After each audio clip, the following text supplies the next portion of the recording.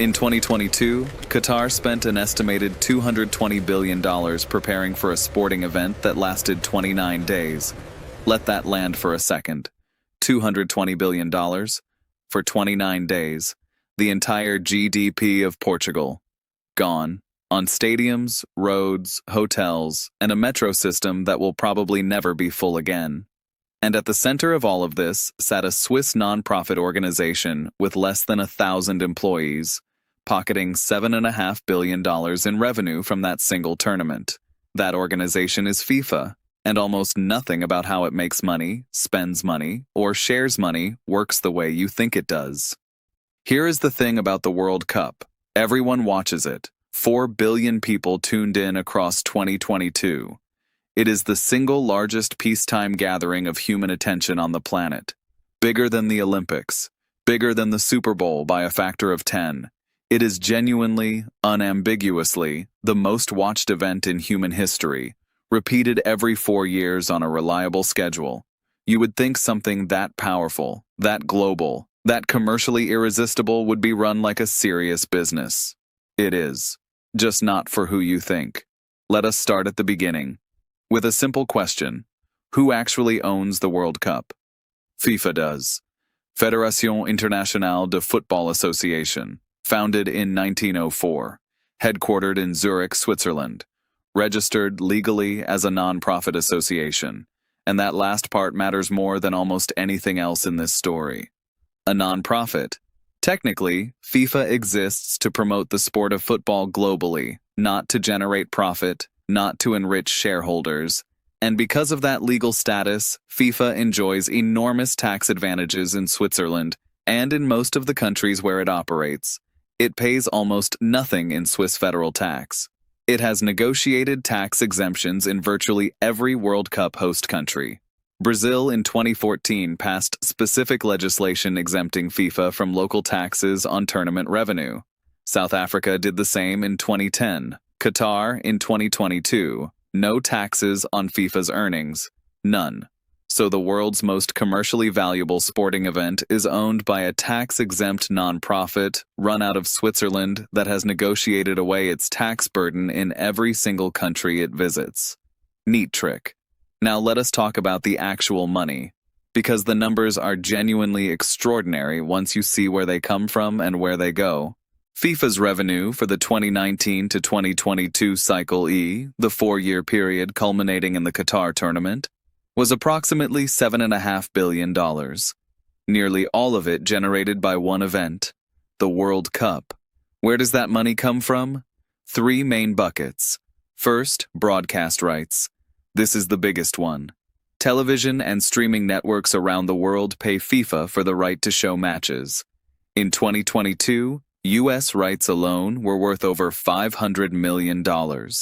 Add in Europe, Asia, Latin America, and the total broadcast rights deal approaches $3 billion per cycle.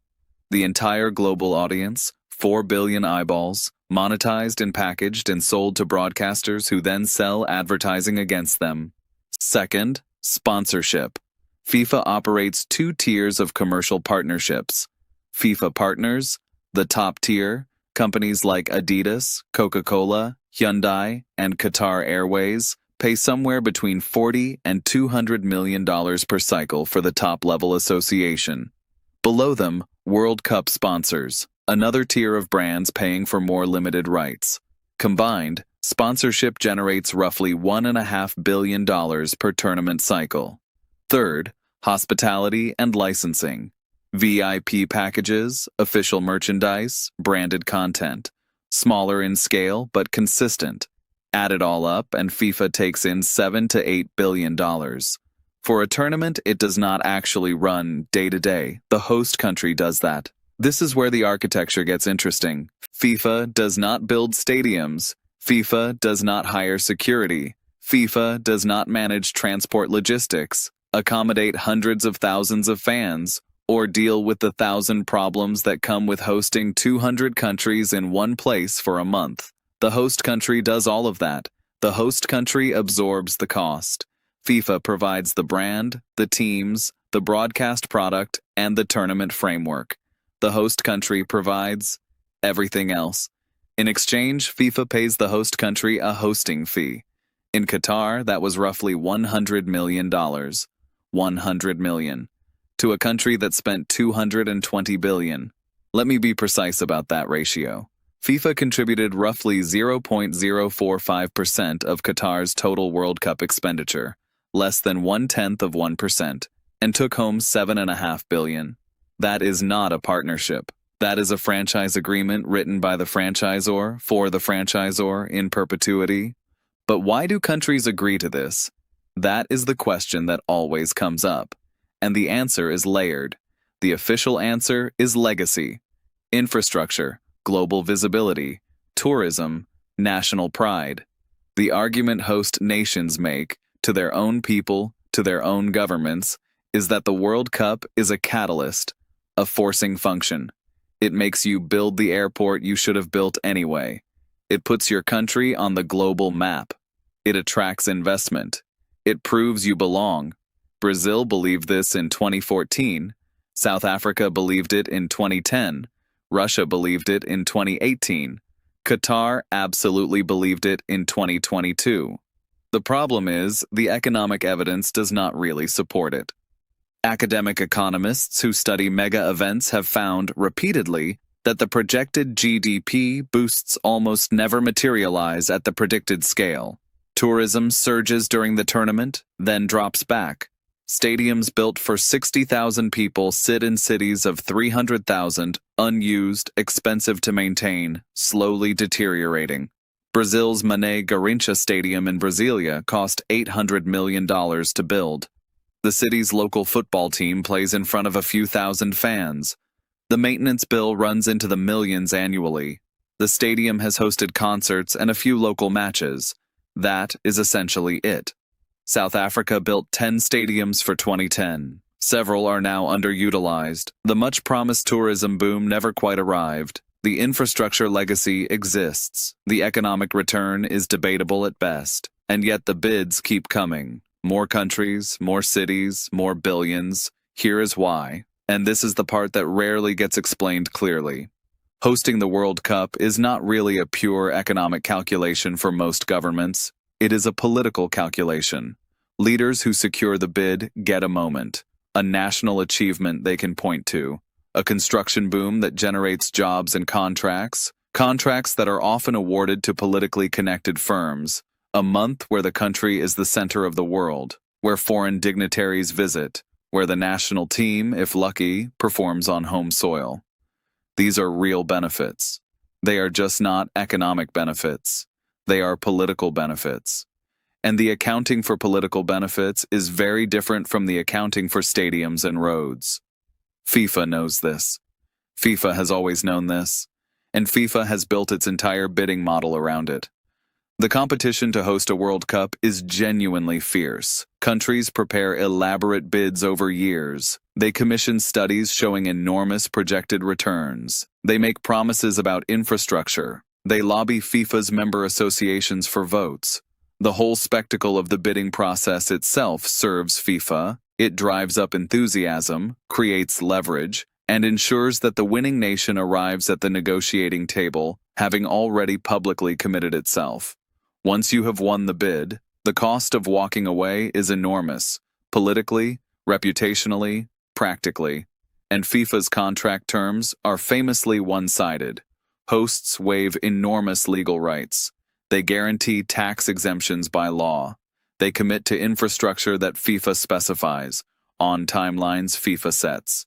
Any shortfall is the host's problem. Now let us look at the other side of FIFA's ledger, the spending side. Because FIFA does spend some of that money, it is a non-profit, after all. Of the $7.5 billion in revenue from the Qatar cycle, FIFA distributed approximately $500 million as prize money to the 32 national football associations whose teams qualified.